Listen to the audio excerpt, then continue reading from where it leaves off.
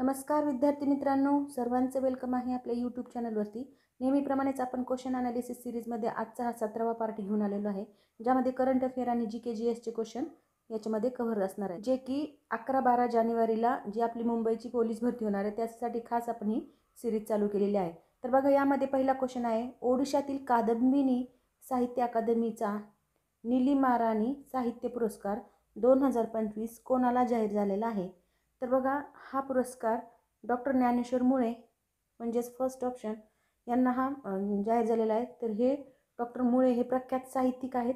त्यांच्या साहित्यिक योगदानामुळे त्यांना 2025 सालाचा नीलिमाराणी साहित्य पुरस्कार प्रदान करण्यात आलेला आहे। तर बघा, पुढचा प्रश्न आहे, खालीलपैकी कोणाची केंद्रीय महिला व बालविकास मंत्रालयाने राष्ट्रीय बाल पुरस्कारासाठी निवड केलेली आहे? तर ह्याचं करेक्ट आन्सर आहे करीना थापा, म्हणजे सी ऑप्शन। तर बघा, करीना थापा यांनी बालपणात असामान्य कर्तृत्व गाठले आहे, तसंच सामाजिक व शैक्षणिक क्षेत्रात त्यांच्या योगदानामुळे त्यांना राष्ट्रीय बाल पुरस्काराने सन्मानित करण्यात आलेला आहे। पुढचा क्वेश्चन आहे, हुरून इंडियाने जारी केलेल्या सेल्फ मेड उद्योगपतींच्या यादीत कोण प्रथम स्थानावर आहे? तर ह्याचं करेक्ट आन्सर आहे फाल्गुनी नायर, म्हणजेच सी ऑप्शन आपल्या इथे करेक्ट आहे। तर फाल्गुनी नायर या नायका या कंपनीच्या संस्थापक आहेत, तसंच त्यांनी महिला उद्योजकतेत आपले वैशिष्ट्यपूर्ण योगदान दिलेलं आहे, त्यामुळे त्या या यादीत पहिल्या स्थानावर आहेत। तर बघा, पुढचा प्रश्न आहे, बायोसायन्स लीडरशिप जमशेदजी टाटा पुरस्कार 2024 कोणाला प्रदान करण्यात आलेला आहे?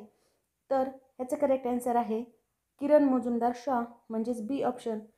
किरण मुजुमदार शाह यांनी बायोटेक्नॉलॉजी क्षेत्रात प्रचंड योगदान दिलेलं आहे, तसंच त्यांच्या नेतृत्व गुणामुळे त्यांना हा पुरस्कार प्रदान करण्यात आलेला आहे। पुढचा प्रश्न पाहूया, 1 जानेवारी 2025 पासून मध्य प्रदेशातील कोणत्या शहरात भिकाऱ्यांना भिक्षा देणे गुन्हा ठरणार आहेत? तर बघा, अशा प्रकारे गुन्हा ठरवणारं शहर आहे इंदूर, जे की स्वच्छता आणि व्यवस्थापनासाठी ओळखलं जाणारं हे इंदूर। इथे भिक्षावृत्ती थांबवण्यासाठी हा निर्णय तिथे घेण्यात आलेला आहे। अतिशय उत्तम असा हा निर्णय आहे। तर बघा, पुढचा प्रश्न आहे, एक देश एक निवडणूकसाठी स्थापन करण्यात आलेल्या समितीचे अध्यक्ष कोण होते? तर ह्याचं करेक्ट आन्सर आहे रामनाथ कोविंद, म्हणजेच डी ऑप्शन आपल्या इथे करेक्ट आहे। बघा, पुढचा प्रश्न आहे, कोणता देश डिसेंबर 2024 मध्ये जगातील तिसरा सर्वात मोठा स्मार्टफोन निर्यातदार देश बनला आहे? तर ह्याचं करेक्ट आन्सर आहे भारत, म्हणजेच डी ऑप्शन। भारताने स्मार्टफोन उत्पादन तसंच निर्यातीत मोठी प्रगती केली आहे। मेक इन इंडिया उपक्रमामुळे भारत हा जगातील तिसऱ्या क्रमांकाचा स्मार्टफोन निर्यातदार देश बनलेला आहे। पुढचा प्रश्न आहे, विश्व पॅरा ॲथलेटिक्स चॅम्पियनशिप 2025चे आयोजन कोणत्या देशात करण्यात येणार आहे? तर ह्याचं करेक्ट आन्सर आहे भारत, म्हणजेच आपलं डी ऑप्शन। कारण भारताने पहिल्यांदाच या प्रतिष्ठित पॅरा ॲथलेटिक्स चॅम्पियनशिपच्या आयोजनाचे यजमान मिळवलेलं आहे, आणि हा पॅरा खेळामधील एक महत्त्वाचा कार्यक्रम आहे। तर बघा, पुढचा प्रश्न आहे, अभिनेता सलमान खान यांची कोणत्या खेळाच्या वर्ल्ड कपसाठी ब्रँड ॲम्बेसेडर म्हणून निवड करण्यात आली आहे? तर ह्याचं करेक्ट आन्सर आहे खो खो। तर बघा, खो खो या खेळाला लोकप्रियता मिळवून देण्यासाठी अशा प्रकारे सलमान खानची निवड तिथे करण्यात आलेली आहे। पुढचा प्रश्न आहे, महाराष्ट्र राज्याची निर्मिती कधी झाली? तर महाराष्ट्र राज्याची निर्मिती 1 मे 1960, म्हणजेच डी ऑप्शन आपलं करेक्ट आहे। बघा, मुंबई राज्याचे विभाजन होऊन गुजरात आणि महाराष्ट्र अशा प्रकारे 2 राज्याची निर्मिती झालेली आहे। तर पुढचा प्रश्न आहे, क्षेत्रफळाच्या दृष्टीने महाराष्ट्राचा भारतात कितवा क्रमांक लागतो?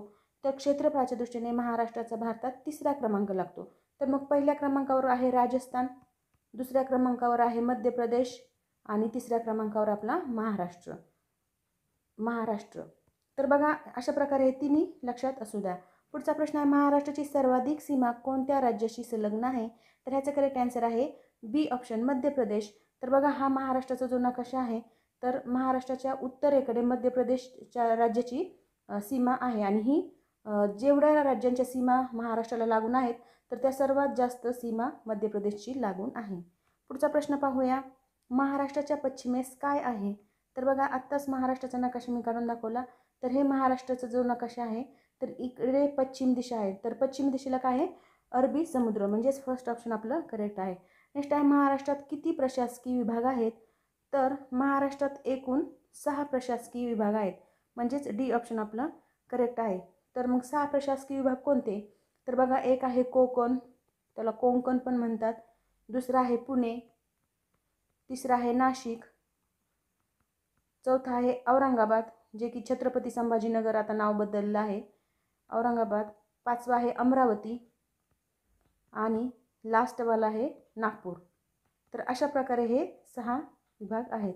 तर बघा पुढचा प्रश्न आहे, महाराष्ट्राला किती किलोमीटर लांबीचा समुद्रकिनारा लाभलेला आहे? तर महाराष्ट्राला एकूण समुद्रकिनारा 720 किलोमीटर लांबीचा लाभलेला आहे, जो की समुद्रकिनाऱ्याचा उपयोग पाहायला गेलं तर मच्छीमारी, व्यापार आणि पर्यटनासाठी महत्त्वाचा आहे.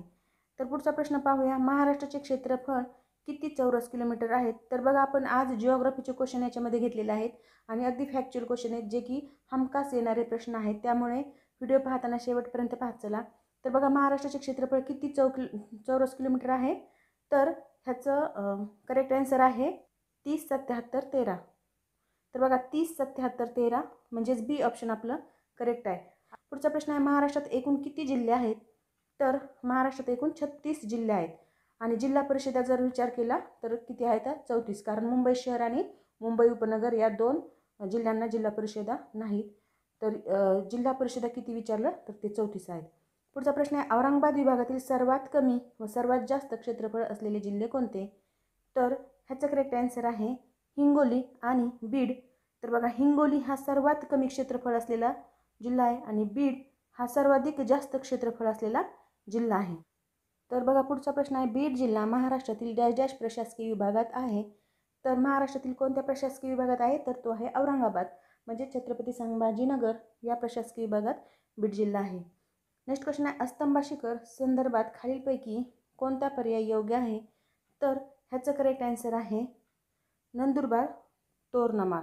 अस्तंबा शिखर नंदुरबार जिल्ह्यात जी तोरणमाळ रांग आहे, पर्वतरांग, तर त्यामध्ये सर्वाधिक उंच शिखर आहे अस्तंबा शिखर, म्हणून आपलं करेक्ट आन्सर आहे फर्स्ट ऑप्शन. पुढचा प्रश्न आहे, महाराष्ट्रात डॅश डॅश खडक पूर्व विदर्भ व कोकण खेरीज सर्वत्र आढळतो? तर ह्याचं करेक्ट आन्सर आहे बेसाल्ट खडक. तर बघा महाराष्ट्रातला बेसाल्ट खडक हा दख्खनच्या पठाराचा मुख्य भाग आहे आणि महाराष्ट्राचा बहुतांश भाग या खडकाने व्यापलेला आहे. आणि आपल्याला काय सांगितले, पूर्व विदर्भ आणि कोकण खेरीज म्हणजे त्याच्याशिवाय, तर पूर्व विदर्भात आणि फक्त कोकणातच हा बेसाल्ट खडक नाही आहे, तर बाकी सगळ्या महाराष्ट्रात आहे. बघा पुढचा प्रश्न आहे, महाराष्ट्रातील घाटांच्या संदर्भात खालील विधानावर विचार करा. पहिलं सेंटेन्स आहे, पुणे बारामती मार्गावर दिवा घाट आहे. तर हे सेंटेन्स कसं आहे?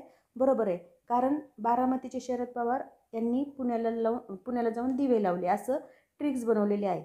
तर त्यानुसार आपण हे असं प्रकारे लक्षात ठेवू शकतो ट्रिक्स बनवून.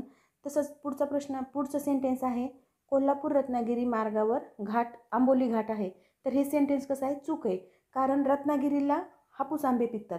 मग आपण अशी ट्रिक्स बनवू शकतो की रत्नागिरीचा हापूस आंबा कोल्हापूरला नेऊन विकला, म्हणजेच कोल्हापूर आणि रत्नागिरीच्या दरम्यान आंबा घाट आहे. आंबोली घाट नसून कोणता घाट आहे? तर आंबा घाट आहे. म्हणून हे सेंटेन्स कसं चूक आहे. फक्त आपलं सेंटेन्स पहिलं बरोबर आहे, मग अ बरोबर आणि ब चूक, म्हणजेच फर्स्ट ऑप्शन आपलं इथे बरोबर आहे. पुढचा प्रश्न आहे, तरंग घर्षित चबुतरा महाराष्ट्रामध्ये डॅश डॅशच्या किनाऱ्यावर आढळतो? तर ह्याचं करेक्ट आन्सर आहे हरिहरेश्वर, म्हणजेच 4 नंबरचं ऑप्शन बरोबर आहे. हरिहरेश्वरचा समुद्रकिनारा तरंग घर्षणामुळे तयार झालेल्या चबुतऱ्यासाठी प्रसिद्ध आहे, जो की रायगड जिल्ह्यात आहे. नेक्स्ट क्वेश्चन पाहूया, महाराष्ट्राच्या पश्चिमेस उत्तर दक्षिण दिशेत कोणता पर्वत डोंगर आहे? तर ह्याचं करेक्ट आन्सर आहे सह्याद्री पर्वत. तर बघा सह्याद्री पर्वतालाच आपण पश्चिम घाट असं पण म्हणतो. सह्याद्री पर्वत महाराष्ट्राच्या पश्चिमेस उत्तर ते दक्षिण दिशेला असा पसरलेला आहे.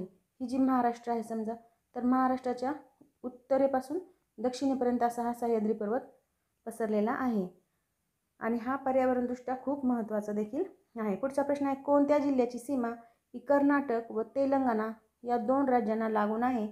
तर ह्याचं करेक्ट आन्सर आहे नांदेड आणि लातूर जिल्ह्याची सीमा ही कर्नाटक आणि तेलंगणा राज्यांना लागून आहे, म्हणजे सेकंड ऑप्शन आपलं इथे करेक्ट आहे. तर बघा मित्रांनो, अशा प्रकारे आपण करंट आणि जिओग्राफीचे क्वेश्चन कव्हर केलेले आहेत, जे की खूप इम्पॉर्टंट आणि अगदी फॅक्च्युअल क्वेश्चन आहेत. हमखास एक्झामला कोणत्या ना कोणत्या एक्झामला येतातच, त्यामुळे आपण अशा प्रकारे ते क्वेश्चन कव्हर केलेले आहेत. तर हा व्हिडिओ कसा वाटला ते नक्की कमेंट बॉक्समध्ये कळवा आणि अशाच प्रकारचे डेलीचे क्वेश्चन पाहण्यासाठी आपल्या चॅनलला लाईक, शेअर आणि सबस्क्राईब करा. जास्तीत जास्त शेअर करा तुमच्या फ्रेंडला देखील, जेणेकरून त्यांचाही फायदा होऊ द्या आणि तुमचाही. Thank you very much.